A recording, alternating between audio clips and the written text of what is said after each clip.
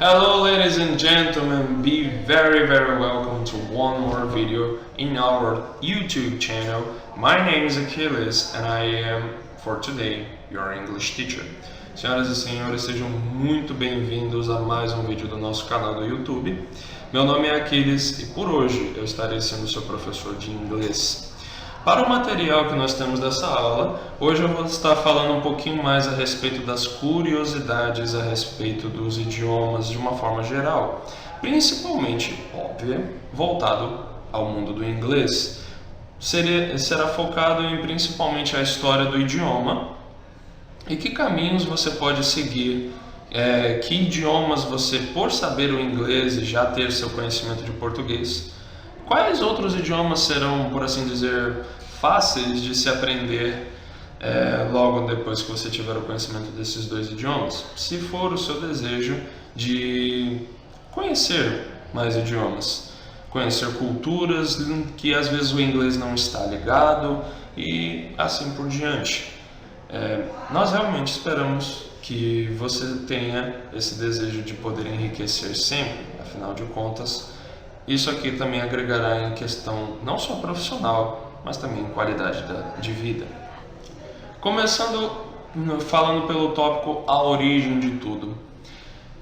Já tem um nome gigantesco ali para nós vermos e já sabemos qual que é o rapaz que originou alguns dos outros idiomas que nós temos ao redor do mundo. Cortando um pouquinho do que é o popular do latim, há algumas pessoas que dizem que o latim é o idioma que originou todos os outros, e isto não está correto. O latim deu origem, de fato, a muitos idiomas, pelo menos 8 idiomas ao redor do mundo, mas não, ele não originou todos, inclusive porque há idiomas muito parecidos, muito diferentes, melhor dizendo, dos princípios do latim. Não faria sentido que ele desse origem a idiomas que ele não tem relação nenhuma. Ok?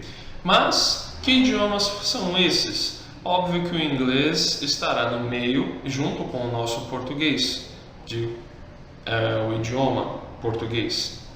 Porém, há alguns outros idiomas que ele deu, como eu disse, pelo menos 8, e eu digo pelo menos, com certeza foi muito mais do que 8 idiomas. Temos aqui o francês, ou français, se você não gostar da pronúncia. Óbvio que tem aqui o inglês. E temos a Itália. Aproveito para já deixar minhas condolências a tudo que a nação italiana tem passado nesses momentos difíceis. Nós todos da Micronésia aqui e ao redor do mundo. Temos o espanhol e óbvio que nós temos o português. Lembra que no início do nosso vídeo tinha a história dos 5 idiomas? Esses aqui seriam, depois que você aprender o inglês e tiver conhecimento em qualquer um desses outros 3, qualquer um desses outros 4, aprender os últimos 3 que estiverem faltando vai ser mais fácil para você. E a maioria das pessoas costumam estar falando a respeito de conhecer países como Espanha, Argentina, Itália, França, principalmente Paris. E nada mais prazeroso do que você ser um turista em um país estrangeiro e correr atrás de falar o mínimo possível do idioma de lá, certo? Mas professor, esses idiomas são idiomas de países que eu não tenho nenhum interesse, eu acho que é muito simples, eu quero aprender um idioma um pouco mais difícil. Para sua sorte, além desses, existe um outro idioma que é um pouco mais complexo do que esses, mas possui algumas regras gramaticais parecidas e até utiliza do mesmo alfabeto. E no caso, se você for um conhecedor mínimo de geografia ou um fã de futebol, você com certeza vai reconhecer esta bandeira. A Alemanha que obviamente fala alemão, ou o seu nome politicamente correto germânico. Esse idioma não só é muito semelhante ao inglês, assim como o espanhol é muito semelhante ao português, como é um idioma tão antigo quanto o próprio inglês.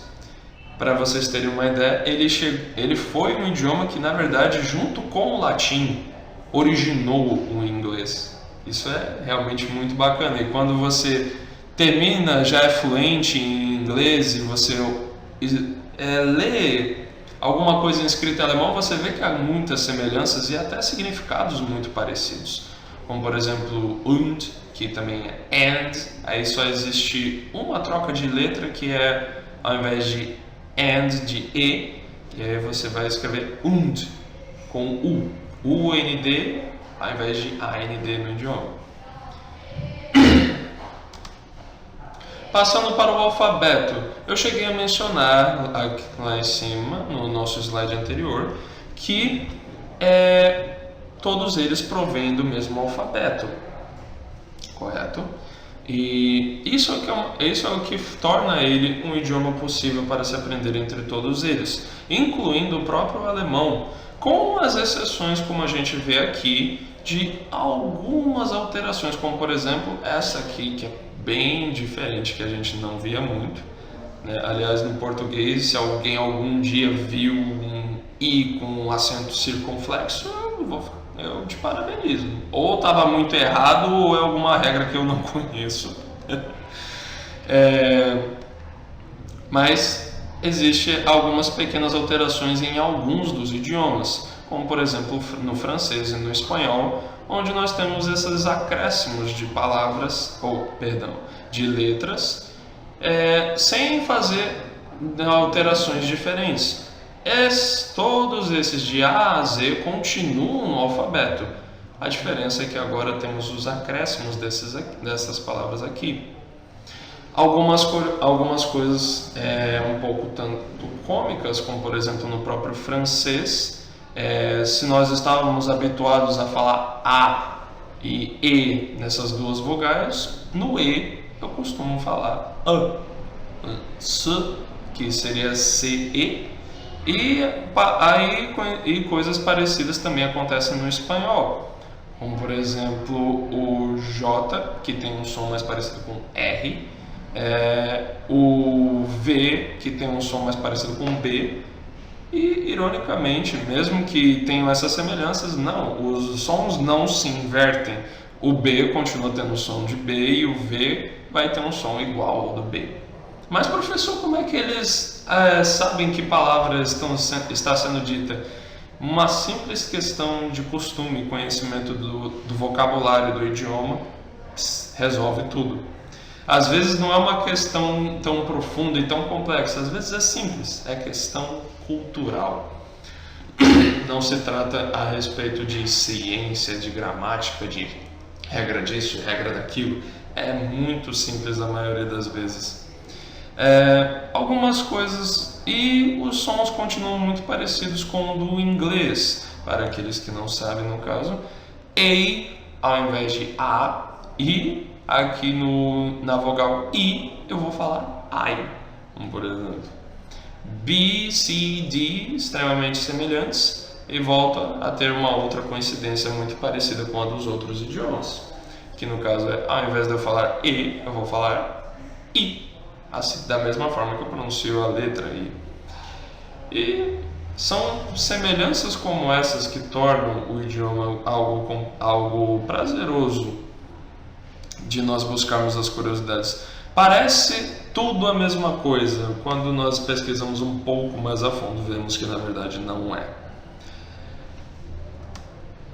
Se você ainda não está convencido de que esses idiomas possuem ligação, temos aqui até palavras que provêm do latim, tanto para o inglês quanto para o português, para o espanhol, para o francês, italiano, como por exemplo stella, que significa estrela, curriculum, que significa currículo, significa trajetória, seria realmente o que é um currículo, sua trajetória profissional escrita nele.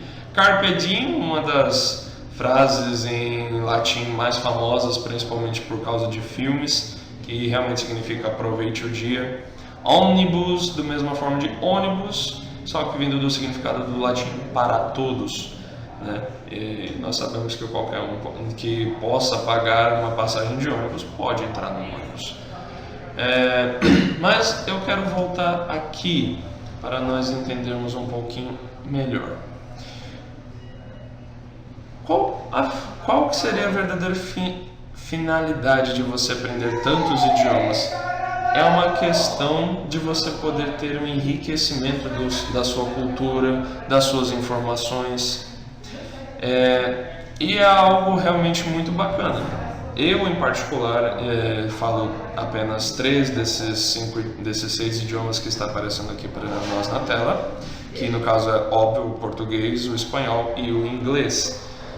E eu realmente acredito que se nós focarmos nessa forma de conexão, talvez o mundo não pareça mais um lugar tão pequeno para conhecermos pessoas novas. Realmente, o foco desta aula é realmente entusiasmar para que outros idiomas sejam buscados, para que você enriqueça e busque a melhor qualidade de vida. Afinal de contas, o mundo não é a nossa vida, não é feita apenas de pagar contas e trabalhar e pagar mais contas e esperar o próximo dia para trabalhar. Eu não acredito nisso e realmente espero que você também não. Por isso eu espero que essa aula tenha te dado um conteúdo divertido e importante para que você possa buscar maior qualidade de vida. Talvez você queira também viajar, talvez você ame alguma cultura e queira participar dela, talvez você queira se mudar, certo? É nisso que nós prezamos, que você leve todo o conteúdo de aula que você aprende aqui na nossa escola, aqui no nosso canal, que você leve para a sua vida profissional, mesmo que não seja aqui no Brasil, que você possa levar para onde você se sinta confortável, ok? Bom, nosso vídeo chegou ao fim, espero que ele tenha sido informativo, espero que ele tenha valido a pena para o seu tempo. Não esqueça de deixar um comentário se ficou alguma dúvida ou sugestão, nem se esqueça de deixar o seu like. E é isso. Thank you very much for your time and for your attention. See you.